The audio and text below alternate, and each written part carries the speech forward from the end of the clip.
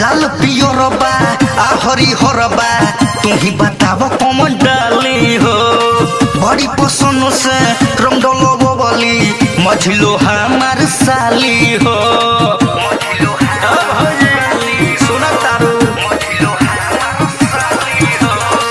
लाल पियोरबा आ हरिहरबा तू ही बताव कौन डाली हो।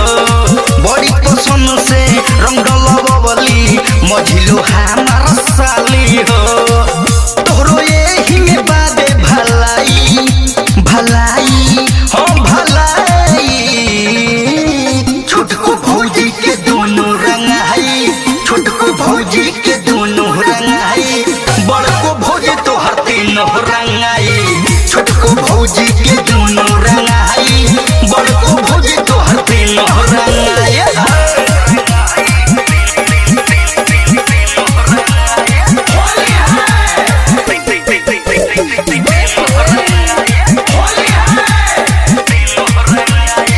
काहे चुन्हालू तू काहे घबरालू इतना हला जालू हो। कभी नरेश राजा मनी शंकर के पिचकारी से डरालू हो।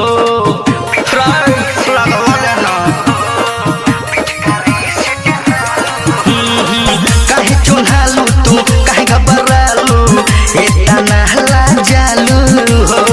कभी नरेश राजा नागेंद्र लाल के पिचकारी से डरालू हो। पिचकारी कहे दिलू हटाई हटाई हो हटाई। छोटको भौजी के दोनों रंगाई छोटको भौजी के दोनों रंगाई। बड़को भौजी तो हर तीनों रंगाई। छोटको भौजी के दोनों रंगाई बड़को भौजी तो हर तीनों रंगाई। RCM recording studio Delhi. RCM music new app अभी डाउनलोड कीजिए हमारे गूगल प्ले स्टोर से और पाए भोजपुरी लोकगीतों का एक से बढ़कर एक ऑडियो वीडियो सॉन्ग बिल्कुल मुफ्त।